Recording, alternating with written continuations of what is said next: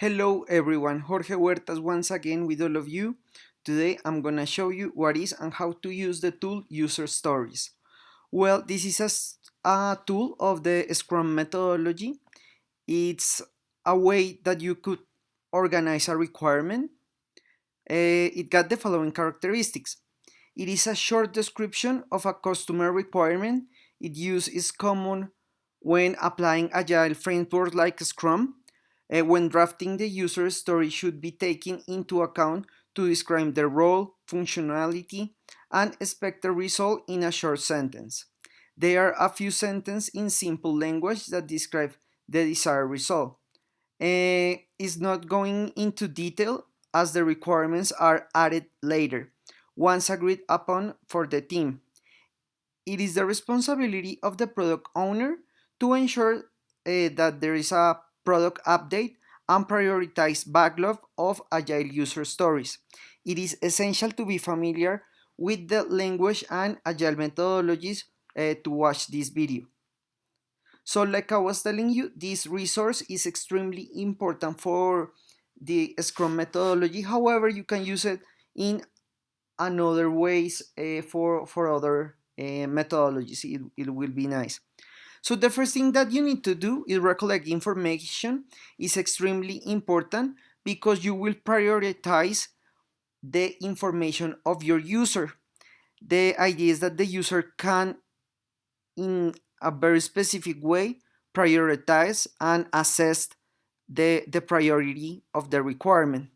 You have to give it a punctuation, and that punctuation is given by the whole team when they are all together.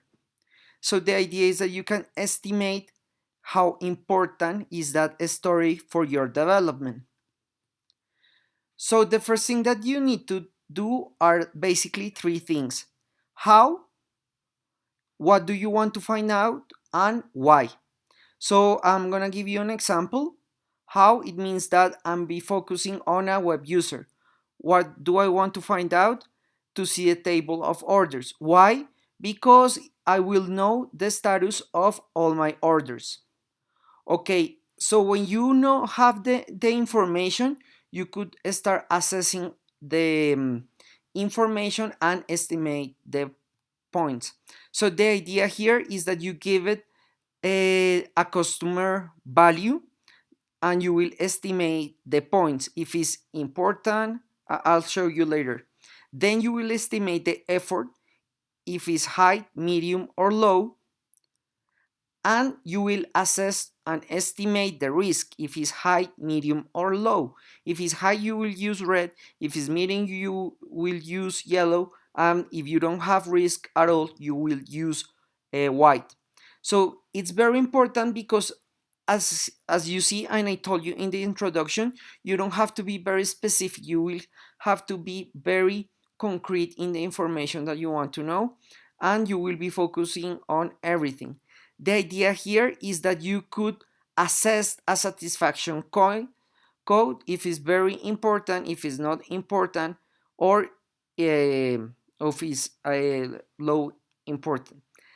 After you customer the value and estimate the point and estimate the effort of the client, you will rate the story and you will estimate the story. Yep. The idea here is that you don't do it by yourself. You can do it with some other of your team members. It will help you a lot. Usually we have a lot of user stories. You could have 5 for a development, at least 50.